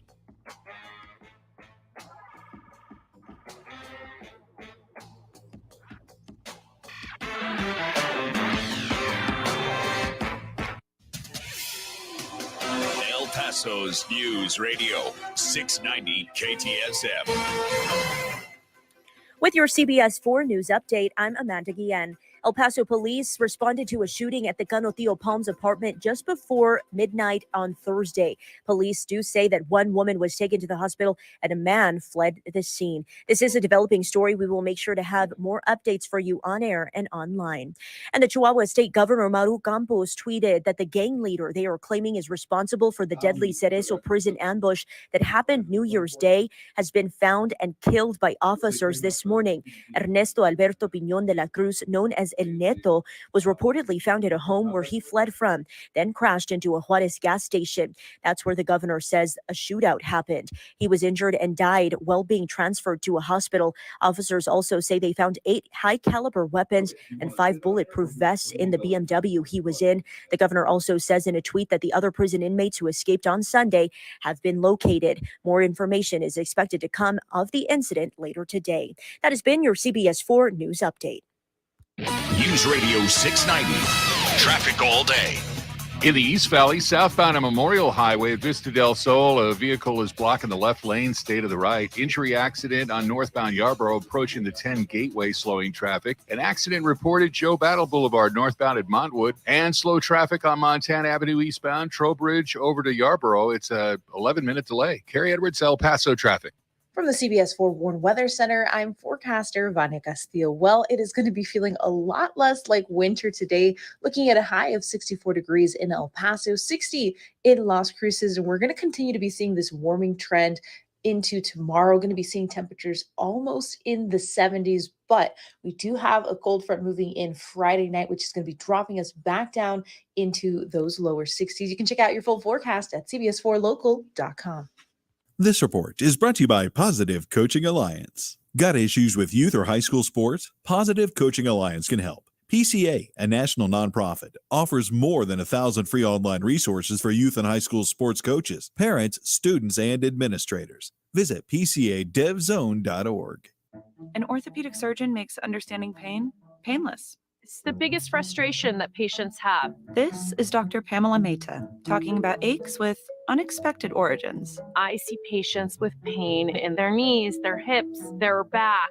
Oftentimes, the pain is actually coming from their feet. Bet they aren't expecting to hear that. Those patients are super surprised. They can't believe that the pain in their knee isn't coming from actually inside the knee. But if you think about it, the feet are the base to your whole body. That's why she suggests personally fit arch supports. Emphasis on the personal fit. If you get something basing it just on your shoe size, it isn't going to fit you properly. And if it doesn't fit well, it probably won't work well. Go get arch supports fitted to you. It's as easy as going into a Good Feet store. You heard the doctor. Try Good Feet for yourself with a free fitting and test walk. Learn more at goodfeet.com. Airway Boulevard at I-10. The Crohn's and Colitis Foundation has been at the forefront of inflammatory bowel disease research and care for over 50 years. Learn more about research, education, and support at Crohn'sColitisFoundation.org. This report is sponsored by the Crohn's and Colitis Foundation. Kids dream big. Protect your child's dreams by keeping them healthy. If your son or daughter is age 11 or 12, the American Cancer Society recommends giving them the HPV vaccine to help prevent HPV cancers later. Learn more at cancer.org/dreambig. El Paso's News Radio 690 KTSM. Live from the KTSM AM 690 studios, it's Talk El Paso with Andrew J. Polk. To be a part of the show, call 915-544-KTSM or follow on Facebook at facebook.com/Talk El Paso. Now here's your host, Andrew J. Polk. Thank you all so very much for joining us here for Talk El Paso, airing live on News Radio 690 KTSM. I am your host, Andrew J. Polk. Thank you for tuning in, however you may be doing so, be it on air, online, live streaming through the free and reliable iHeartRadio app, or joining us over on the various social media pages. We're up on these days, Facebook.com/Talk El Paso, the Talk El Paso channel over on YouTube, Twitter at Talk El Paso, or Twitch.tv, Andrew J. Polk. I mean, a lot of ways you can chime in, add your 2 cents, including, of course, the phone line we got up right now, 915-544-5876, 544-KTSM, squeezing in what we can before the end of the program there. And call coming in off air, actually, Trish on the West Side, essentially questioning at least part of what has been said recently by Department of Homeland Security Secretary Alejandro Mayorkas, specifically on his statement of the border being secure. Her question essentially being that if it is secure, how are thousands coming across? Checking on some of the local numbers there, actually a decent point to do that. We are looking at significantly down from the 10,000 that we saw, let's say, that better part of 4 weeks ago. As we were getting closer to December 21st here, it's been trending downwards-ish. There's about 5,800 last week and 3,500. Sorry, 2 weeks ago, 5,800. Last week, 3,500 released, according to, again, the information from the city of El Paso, the El Paso, Texas.gov/migrant-crisis, the Migrant Situational Awareness Dashboard. So far for the complete days this week, 955, about 389 releases per day on the rolling 7-day average. So downwards, if not exactly zero, I think is essentially her contention there. But then also going into the, I guess, kind of a defense of the kerfuffle going on in Congress, saying that another day that it's not doing business, another day that the administration can't move its agenda forward, which took her to be disagreeing with it on that point. So again, if you just want to add your 2 cents, we can sometimes take calls off air during the break, but otherwise, if you're calling in, expect to be put up on air. So more comments coming in, of course, over online, and those dropping those likes and reacts, including Alex Campos, Matt Olson, James Holmes, Ida Beza Gardner, Flaco Jimenez, Robbie Flores, Ion Graham, Monica Cervantes as well. Including some other conversations of RJ saying, particularly on the border security situation, that Biden is coming to put lipstick on the pig and then he's gone. The disaster on the border brought on by his policy will continue. So not exactly a rosy picture for RJ there on this coming visit. But also Eric saying that Frankie for speaker, him and Nancy can become drinking buddies. Frankly, if someone is in the Speaker of the House position and doesn't drink, I would have several questions about how they otherwise maintain their security. I know there's stories about John Boehner from when I was in town and covering Congress at that point, but still, it bears a question. Well, apparently he switched to pot now, or is at least selling it, or part of it. Anyway, point is, if you want to call in, we are taking those calls throughout the end of the hour, squeezing in what we can. So we do have on the line with us here right now. We do have Raul in Northeast on the line with us. Raul, thanks for joining us. Hey, Andrew. Well, you know, the reason that Craven Kevin McCarthy, can't win the support of the Republican insurrectionists in Congress is because they can't forgive him for blaming Trump for the attack on the Capitol right after it happened. Even though after it happened, he flew down there to Maggot Loco to, I guess, ask for forgiveness. And Trump has actually come out and endorsed Kevin McCarthy for Speaker of the House, and they still can't get him over the line. So it really shows that Trump is starting to lose support there among Republicans. And that fake big tent party that they claim they are. You know, if you look at the statistics or the demographics of the two sides of the aisle, there are 212 Democrats, of which 113 or 53% of them are minorities, blacks and brown people, and of which 109 of them are women, or 41%.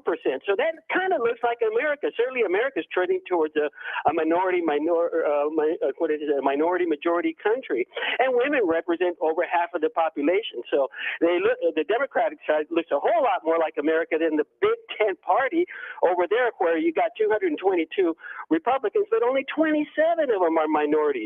12% of the aisle, and only 44 of them are women, 16%. So that's another one of those lies of the Republican Party, the Big Tent, just like they claim to be fiscal conservatives. Now, I was just recently listening to a podcast from John Meacham. He's a historian.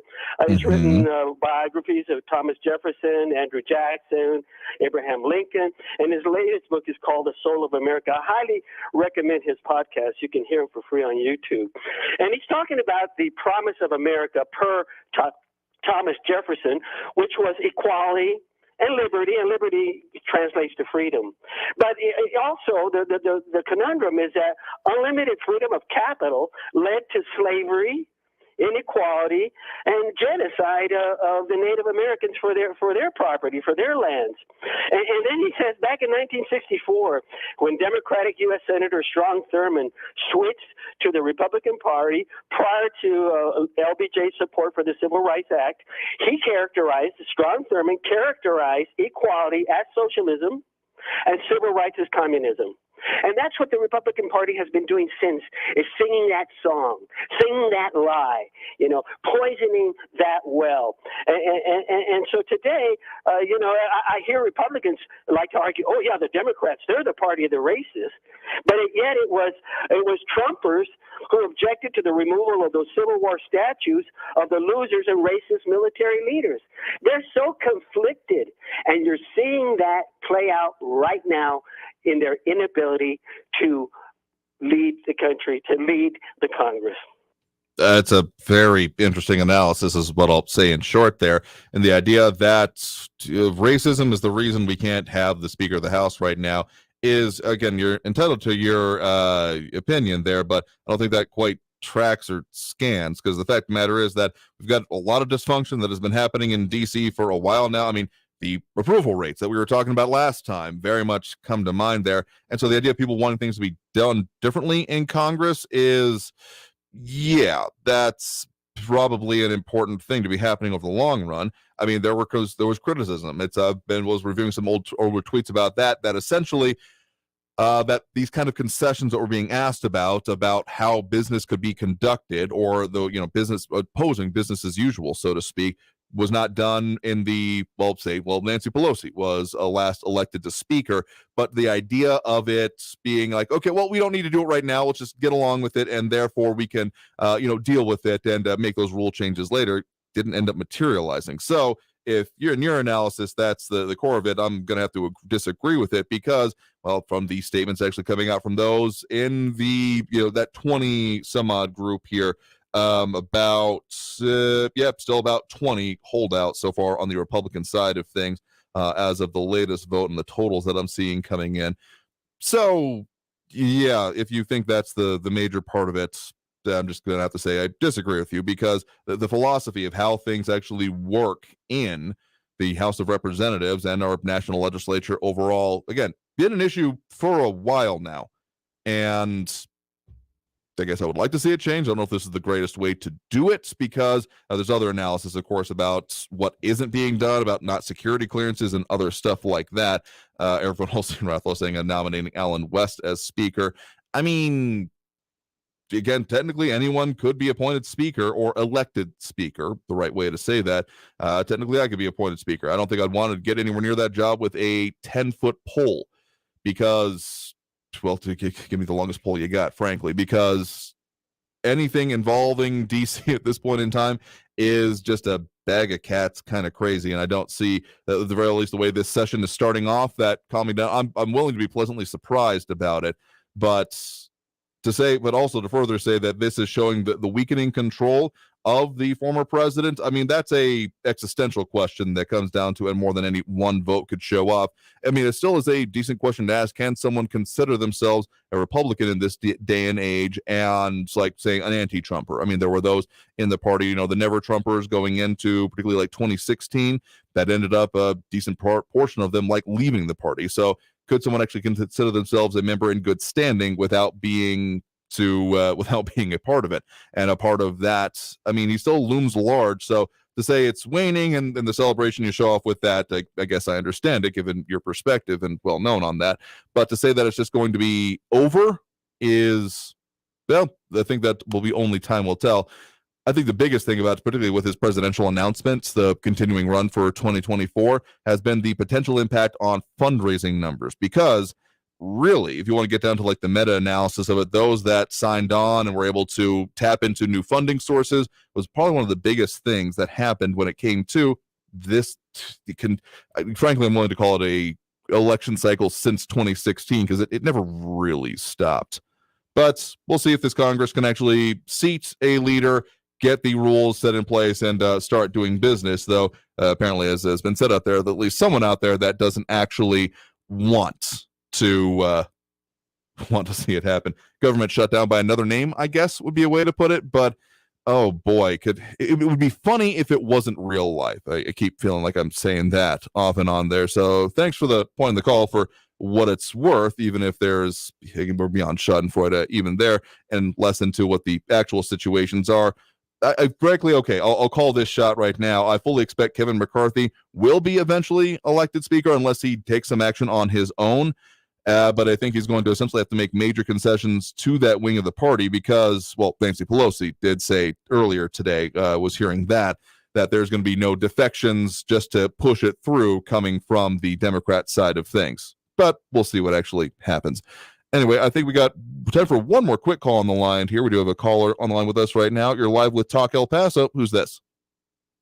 Hey, Andrew, this is Robert. How are you? Doing all right, Robert. There. What's on your mind? From Chaparral.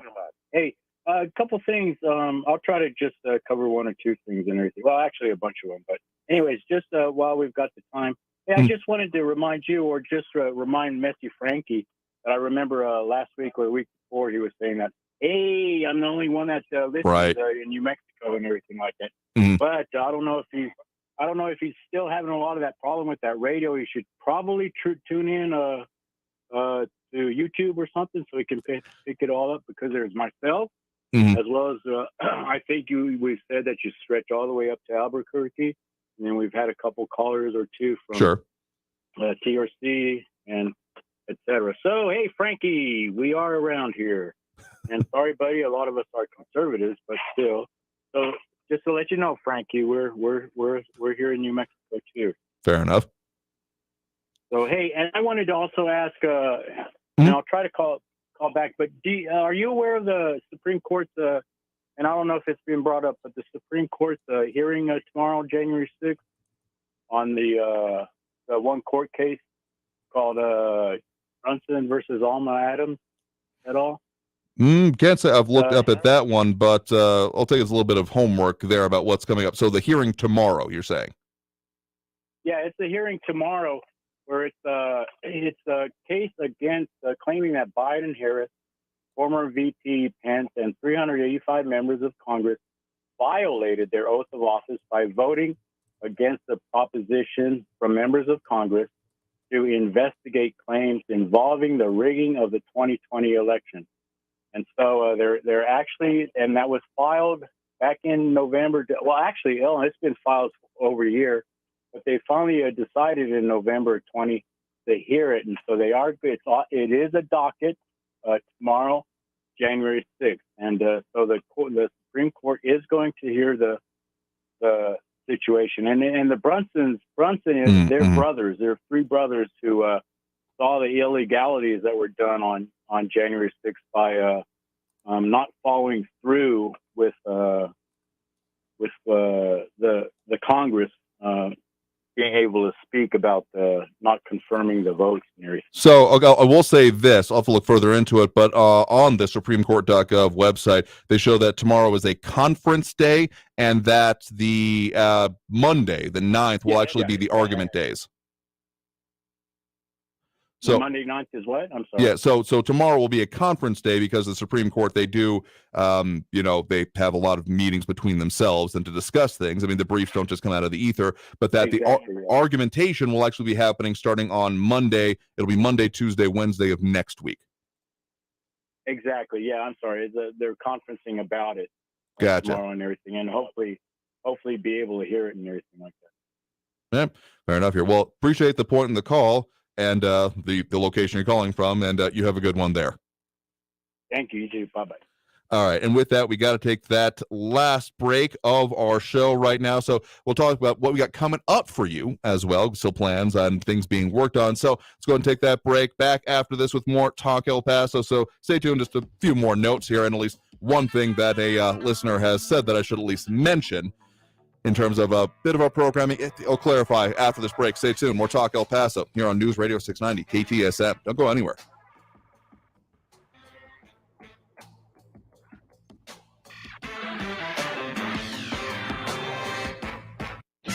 Traffic all day. News Radio 690. Crash is blocking the left lane on Gateway North at Dyer, slowing traffic. I-10 eastbound is slow through the Spaghetti Bowl from Campbell. The downtown exits all the way over to Airway with 27-minute delays. On the Spur, Liberty Expressway eastbound from the Gateway over to the Loop, it's a 10-minute delay. In Zaragoza, slow northbound from the Loop all the way up to Montana Avenue with 17-minute delays. Carrie Edwards, El Paso traffic. This report is sponsored by the Crohn's and Colitis Foundation. The Crohn's and Colitis Foundation has been at the forefront of inflammatory bowel disease research and care for over 50 years. Learn more about research, education, and support at Crohn'sColitisFoundation.org. On a busy construction site, things can be misinterpreted. Bring in the bulldozer can sound a lot like building looks mediocre. Designs need a do-over. or even Install a roller coaster? Okay. be on the same page at every stage with Autodesk. From the designers to the field crew to the owner of the finished building, Autodesk Construction Cloud gives everyone clarity. Now, can we actually bring in the bulldozer? Hey, Texas! This time of year is all about coming together and enjoying time-honored holiday traditions or starting your own. This winter, make sure your fellow Texans, especially those with a serious mental health condition, know how to stay informed and protected from increased COVID-19 risks associated with serious mental illness. Getting vaccinated is pro-Texan protection against COVID-19. Visit www.vaccines.gov/search to find a vaccine provider near you. I didn't think it was possible to meet someone like Susan. We just clicked after realizing we each have a strong sense of self and share the same core values in life. After taking our advanced personality test, Daniel and Susan matched on Silver Singles, the secure dating site for 50-plus singles who know what they want. Sign up today at silversingles.com/date. That's silversingles.com/date. Paid actors representing true customer testimonials. Names have been changed. Finding great candidates to hire can be like, well, trying to find a needle in a haystack, but not with ZipRecruiter. Its powerful technology actively finds and invites qualified candidates to apply to your job. So while other companies might deliver a lot of hay, ZipRecruiter finds you the needle in the haystack. See why 4 out of 5 employers who post a job on ZipRecruiter get a quality candidate within the first day. Try ZipRecruiter for free at ZipRecruiter.com/free. That's ZipRecruiter.com/free. Why should you volunteer with Meals on Wheels? I never thought that 5 minutes could make so much difference in the lives of 2 people, but it has. Drop off a warm meal and get more than you expect. Volunteer at americaletsdolunch.org. Brought to you by Meals on Wheels America and the Ad Council. News Radio 690 KTSM. Live from the KTSM AM 690 studios, it's Talk El Paso with Andrew J. Polk. To be a part of the show, follow on Facebook at facebook.com/Talk El Paso. Now here's your host, Andrew J. Polk. Thank you all so very much for having joined us here for Talk El Paso. I've been your host, Andrew J. Polk. There's a lot of stuff we talked about here today. One thing that I guess has been kind of an elephant in the room for some here has been what's been going on with our weather reports. You may have noticed that there is no longer Sandra Diaz doing them for the afternoon for us, and that is because she has actually now left KFOX 14 and our news partners there, going on to new projects is kind of the nebulous thing she has said so far. So if we get anything certain about her, we'll certainly mention that. I've certainly appreciated over the years, not even just since I've been on this show, her time and expertise and the way she lays out the weather. But yes, she is no longer with KFOX, so we wish her well in all of her endeavors. In any case, that's going to do it for us for today. I want to tell you about what we got coming up for you next week. Of course, we'll be talking more with our some other local news organizations, including El Paso Inc. on their in-depth and business reporting in the area. Have to catch up on their El Paso one of the year as well, but then also more conversations about what's coming up for, say, the legislative session, maybe some of those other comments that y'all have asked about, including gun laws, new laws in Texas. But in any case, we'll have a lot more coming up for you. So appreciate everyone that did tune in, call in, comment, participate in the show. We'll do it again tomorrow. Free for all Friday. Back on track with it. That'll be tomorrow, taking your comments and calls throughout both hours of the show. So stay tuned for that. In any case, stay safe out there. Look twice for motorcycles when out on the road, and have a great evening, y'all. We'll see you tomorrow.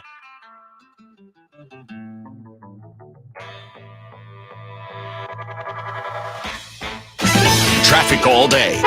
News Radio 690. A multi-vehicle accident I-10 eastbound at the Airway exit is causing delays all the way to the downtown Cotton Street exit with 25-minute delays. Gateway North at Dyer, a crash there is blocking the left lane. On Montana Avenue eastbound from Geronimo to Yarborough, it's an 8-minute delay. The Spur is still slow. Liberty Expressway from Gateway to the Loop, it's a 10-minute delay. Carrie Edwards, El Paso traffic. Attend the Las Cruces Gun Show this weekend, January 7th and 8th at Las